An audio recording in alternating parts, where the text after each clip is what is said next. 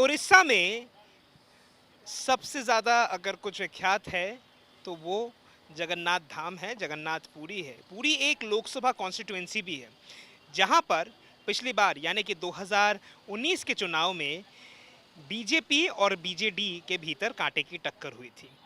BJD की तरफ से पिनाकी मिश्रा, जो बीजेडी के बहुत ही कट्टावर हैवीवेट नेता रह चुके हैं, एमपी रह चुके हैं और उनके स्टेट में यानी कि बीजेडी की सरकार में मंत्री भी रह चुके हैं। उन्होंने वहाँ से फिर एक बार दूसरी बार उन्होंने कंटेस्ट किया, जीते भी वो पूरी से, लेकिन उनके खिलाफ जो खड़े रहे थे वो बीजेपी के एक बहुत ही पॉपुलर चेहरे, उनके नेशनल स्पोक्स पर्सन भी थे, जाने माने चेहरे थे बीजेपी के, संबित पात्रा और पिनाकी मिश्रा की जो जंग हुई, इलेक्टोरल जंग हुई, उसमें 2019 में एक बहुत ही कम मार्जिन से संबित पात्रा हार गए। उसके बाद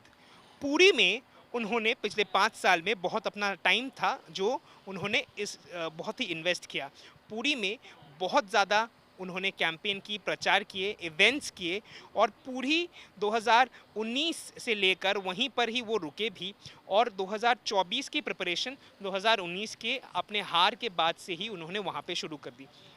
पूरी विख्यात है पूरे दुनिया में, पूरे देश भर में जगन्नाथ महाप्रभु के मंदिर के लिए, जो हज़ारों लोग हर साल हर दिन वहाँ पे जाते हैं दर्शन करने के लिए। नरेंद्र मोदी देश के प्रधानमंत्री वो पुरी में रोड शो कर रहे थे। रोड शो के बाद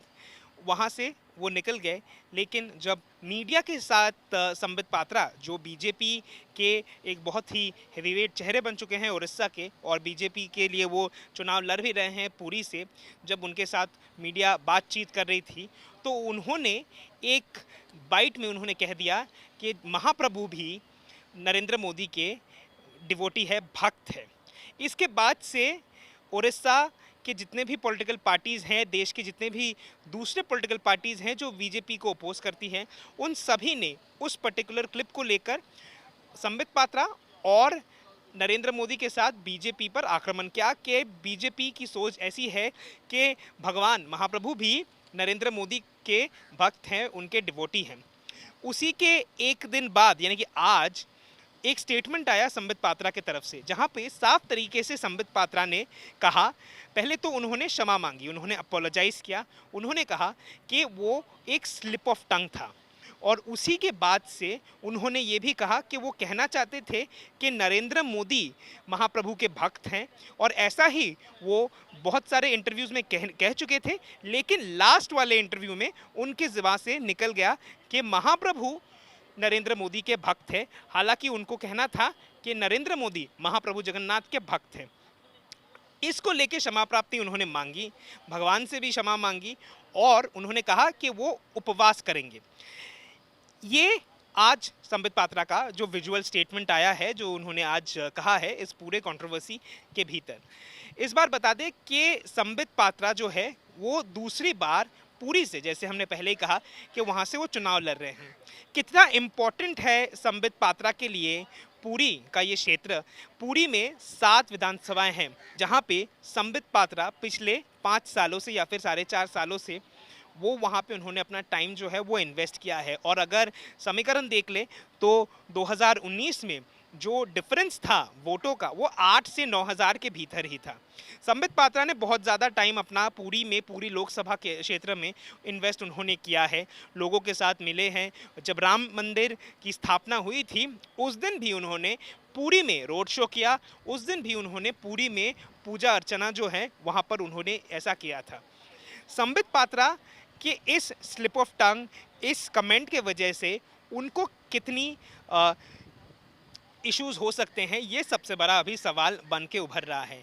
बीजेडी जो पिछले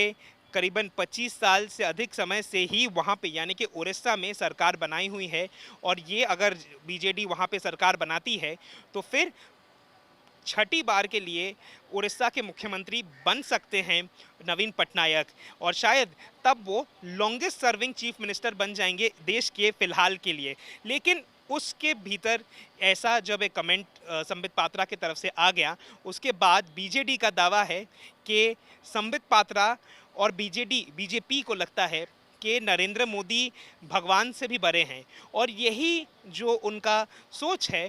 वो उसको उसके खिलाफ बीजेडी का जो जितने भी प्रदर्शन बीजेडी कर रही है वो लोग करते जा रहे हैं। लेकिन सबसे यहाँ पे महत्वपूर्ण जो सवाल बनता है कि क्या ये जो उनका स्टेटमेंट आया, यानी कि संबित पात्रा का स्टेटमेंट आया, उससे उनके पॉपुलैरिटी पे या फिर बीजेपी के पॉपुलैरिटी पे कितना असर आएगा, नेगेटिव असर आएगा। नवीन पटनायक उन्होंने बारंबार ऐसे उन्होंने कहा है कि बीजेपी जो है वो उड़िया अस्मिता के खिलाफ है और उड़िया अस्मिता या फिर उड़ीसा के लोग जो चाहते हैं उनसे बहुत ही दूर है, मीलों दूर है, और उनको पता नहीं है कि आखिर उड़ीसा के लोग चाहते क्या हैं। सिर्फ वो पावर चाहते हैं और कुछ भी करके स्टेट में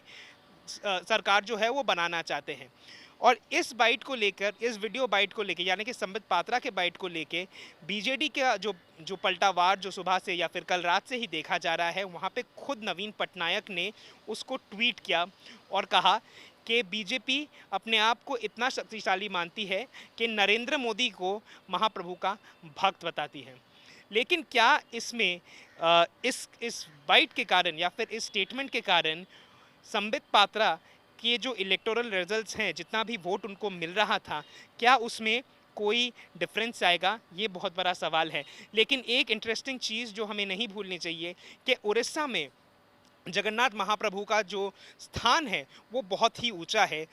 वो वहाँ पे सबसे पूजित डिवोटी हैं, सबसे पूजित भगवान है, और हज़ारों की तादाद में सिर्फ उड़ीसा से नहीं बल्कि पूरे देश भर से और दुनिया भर से लोग चाहते हैं जगन्नाथ धाम, जगन्नाथ महाप्रभु के दर्शन के लिए। प्रधानमंत्री भी वहाँ पे गए थे और उसी के बाद उन्होंने रोड शो किया और उसी के बाद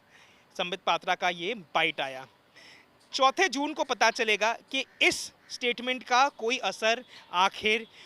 भवने बीजेपी के ऊपर या फिर संबित पात्रा के ऊपर उड़ीसा में कुछ असर आया है कि नहीं है। कैमरा पर्सन श्यामचंद्र घोष के साथ सूर्याग्नि रॉय, चुनाव आज तक, कोलकाता।